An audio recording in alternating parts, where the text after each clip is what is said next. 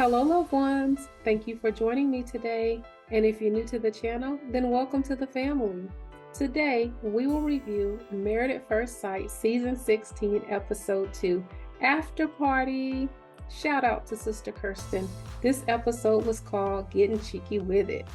To be a part of the congregation, please subscribe. To be a part of the conversation, please comment. And to be a part of today's offering, please drop a like in the collection plate. And with that, let's get started. This episode was hosted, of course, by the beautiful Keshia Knight Pulliam, and her guests were Nicole, Kirsten, and Gina. She began with her first question: what makes you believe that this is fate? Gina's New Year's resolution was to fall in love.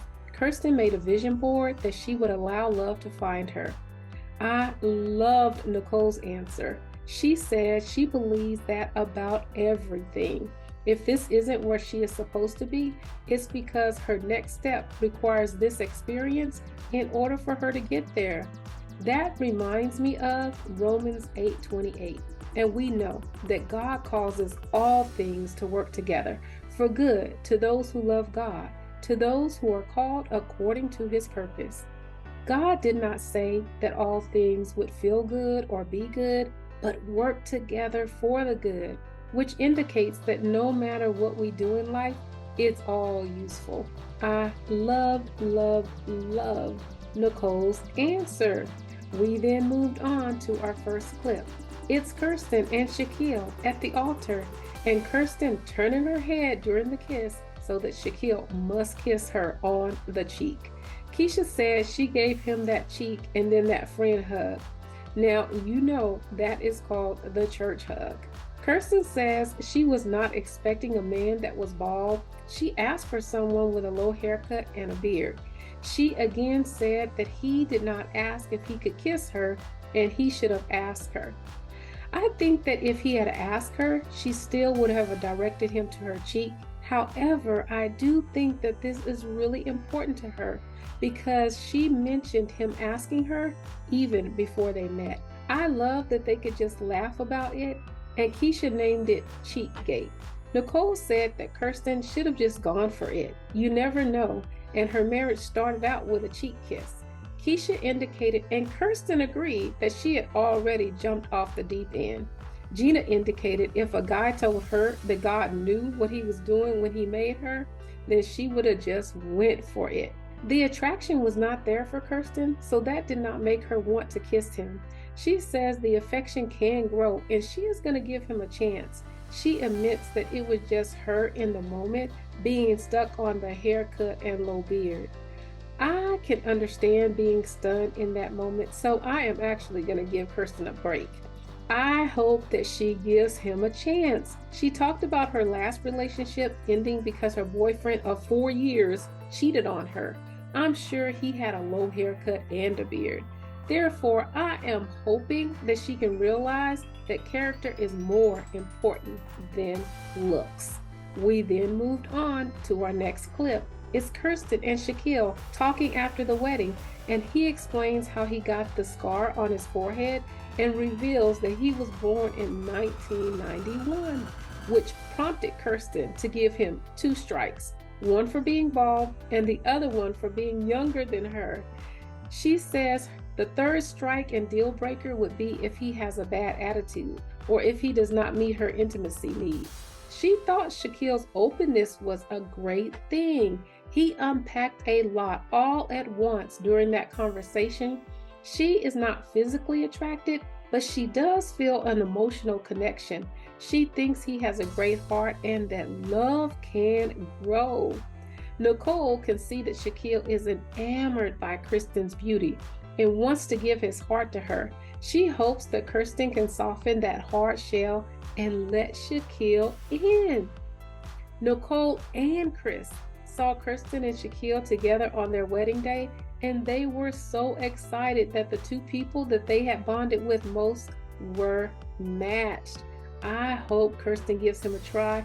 My husband is 3 months younger than me, and that caught me by surprise as well. I would prefer that a guy be older, but He's a great guy, so I just let the 3 months slide. We then moved on to our next clip. We see Gina's dog obediently going to sit down, and then Gina and Clint's first kiss.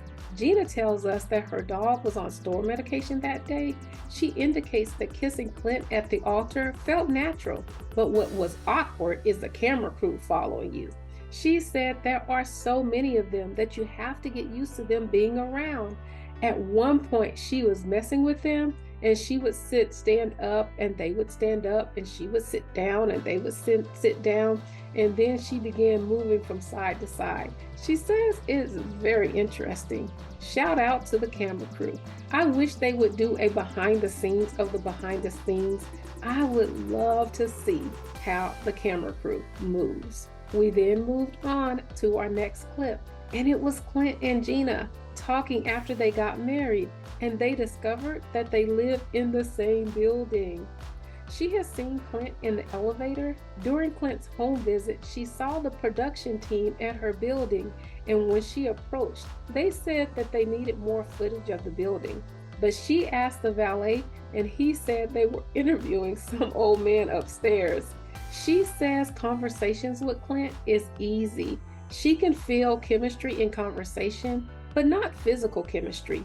But she will hold on to the idea that physical chemistry can happen. In her previous relationships, it was the person's sense of humor, the way they treat her, and their compatibility intimately.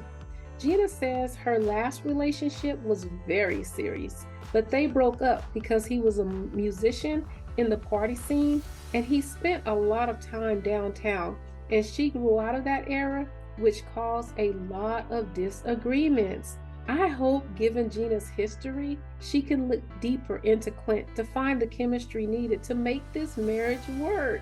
I hope she sees that character and lifestyle is so much more important than looks. We then moved on to our next clip.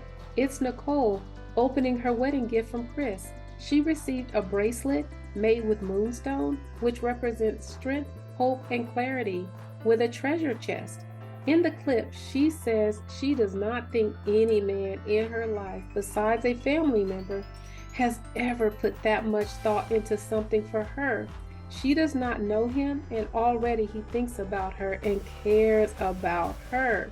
Nicole says she remembers during the process wanting to feel special.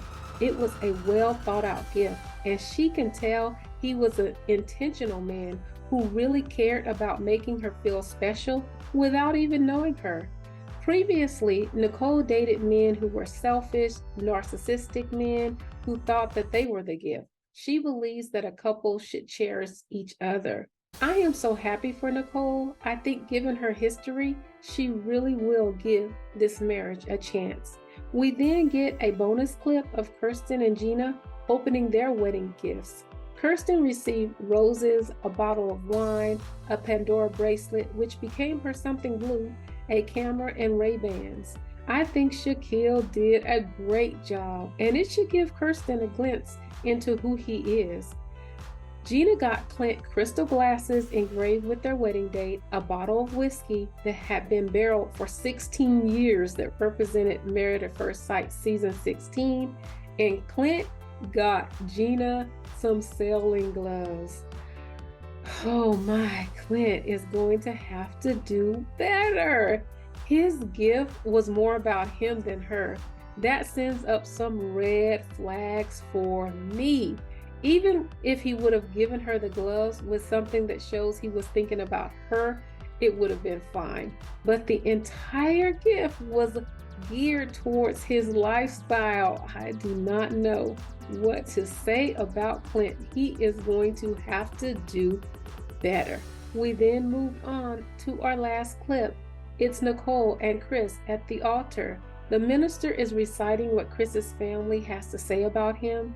They say once he gets to know you, then he talks a lot. Nicole interrupts and says no one is ever going to want to be around them because they are never going to shut up. Nicole says prior to walking down the aisle, someone in her bridal suite was trying to get the party started because they had been waiting for so long that they opened up champagne turned it and it went from her head to her toes. She had to wipe her makeup almost all off. She felt that she couldn't authentically be herself at the altar because she was so self-conscious. This was the first impression her husband would see of her. She says her hair was soaked, she had almost no makeup on, her dress didn't fit, and she was smelling like champagne. I'm with Keshia. She says we did not see any of that. Nicole looked beautiful. Her makeup looked beautiful. Her hair looked beautiful. She looked absolutely beautiful, but I wonder if there was a lingering smell of champagne while she was standing at the altar. I think that would have been nerve-wracking.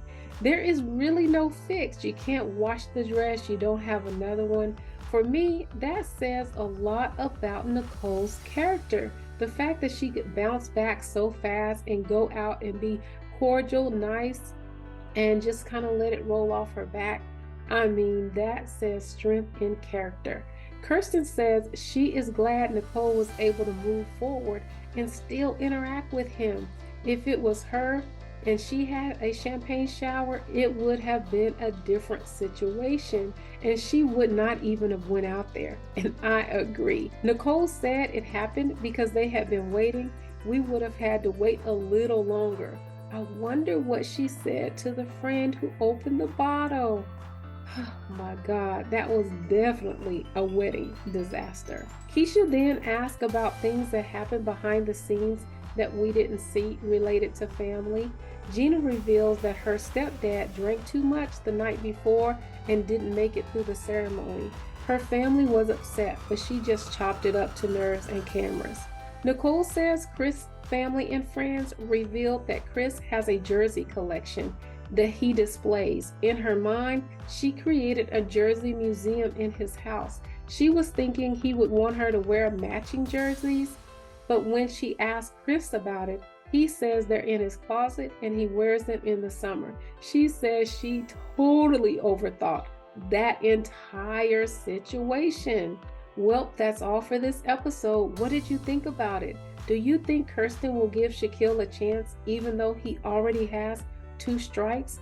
What would you have done if you, like Nicole, had a champagne shower before your wedding?